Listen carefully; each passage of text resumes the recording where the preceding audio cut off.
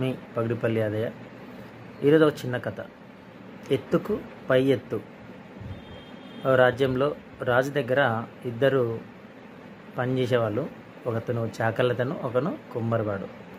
వీరిద్దరికి ఒకరంటే ఒకరికి పడదు.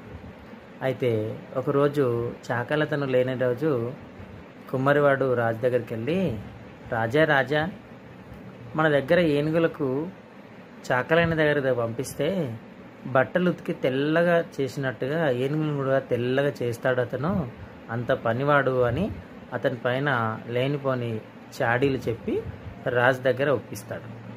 అయితే ఓ రోజు రాజు అతన్ని పిలిపించి, ఈ ఏనుగుల్ని నువ్వు తెల్లగా చేస్తే కానీ మళ్ళీ రావద్దు అని చెప్పేసి అతనికి ఏనుగులు ఇచ్చి తెల్లగా చేసుకురమ్మని తోలిస్తాడు.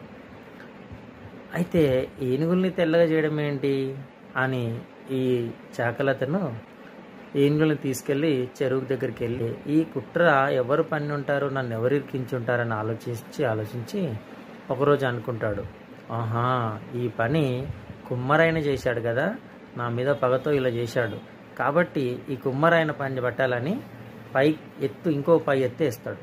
వెళ్ళి, రాజా ఏనుగుల్ని తెల్లగా చేయాలంటే నేను బట్టలను కుండలను నానబెట్టి వేడి చేసి తెల్లగా చేస్తాను. మరి ఏనుగులను కూడా నేను తెల్లగా చేయాలంటే ఏనుగులు కుండలో పట్టేంత, అంటే కుండలో ఏనుగులు పట్టేంత కుండలు కావాలి కదా, మరి వాటిని తయారు చేయమని చెప్పి మన కుమ్మరాయనకి చెప్పు అని చెప్తాడు.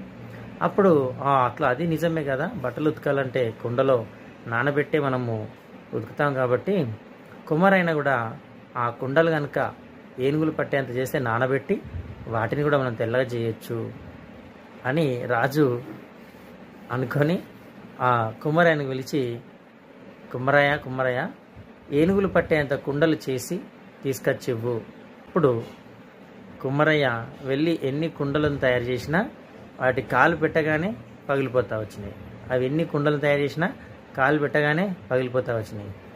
ఈ విధంగా రాజు వీరిద్దరిని తీసుకొచ్చి, ఆయన కుండలు తయారు చేయలేకపోతున్నాడు కాబట్టే నేను ఏనుగులను తెల్లగా చేయలేకపోతున్నాను రాజా అని చెప్పడం జరిగింది.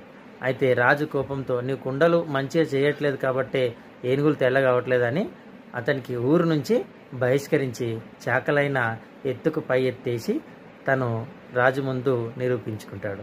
Thank you friends. ఎవరైతే మొదటిసారి చూస్తున్నారో సబ్స్క్రైబ్ చేసుకోండి, షేర్ చేయండి. Thank you.